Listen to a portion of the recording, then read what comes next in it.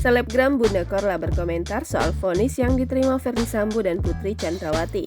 Hal ini terlihat saat Bunda Korla tengah live Instagram dimintai pendapat soal beberapa kasus viral di Indonesia, termasuk soal Ferdy Sambo yang baru dihukum mati sementara istrinya Putri Chandrawati dihukum 20 tahun penjara.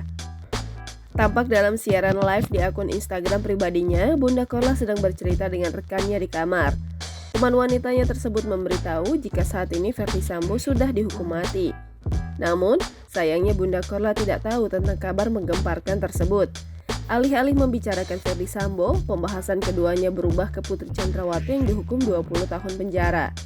Menurut Bunda Korla, wajah Putri Chandrawati di foto berbeda jauh dengan wajah aslinya. Bahkan Bunda Korla menilai jika Putri seperti orang sakit kepala. Lebih lucu lagi, Bunda Korla melihat wajah istri Ferdy Sambo itu seperti orang yang sedang mabuk perjalanan. Tak pelak banyak netizen yang ikut terhibur dengan ucapan dari Bunda Korla tersebut. Seperti dilansir dari akun gosip @lambe_gosip. Diberitakan, Putri Chandrawati divonis 20 tahun penjara dalam kasus pembunuhan Brigadir J.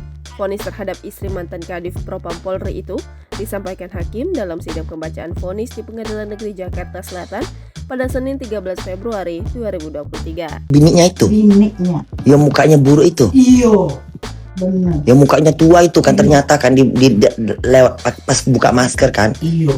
Mukanya beda gitu ya? Hukum. Kayak orang sakit-sakit kepala gitu mukanya, aku tengok ke pening-pening gitu kan? Iya. Kayak orang naik bis perjalanan jauh. Bos. Mukanya kayak muka orang habis muntah-muntah di mobil gitu kan?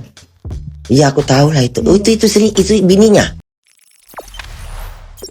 Jangan lupa subscribe, share, komen, dan like ya.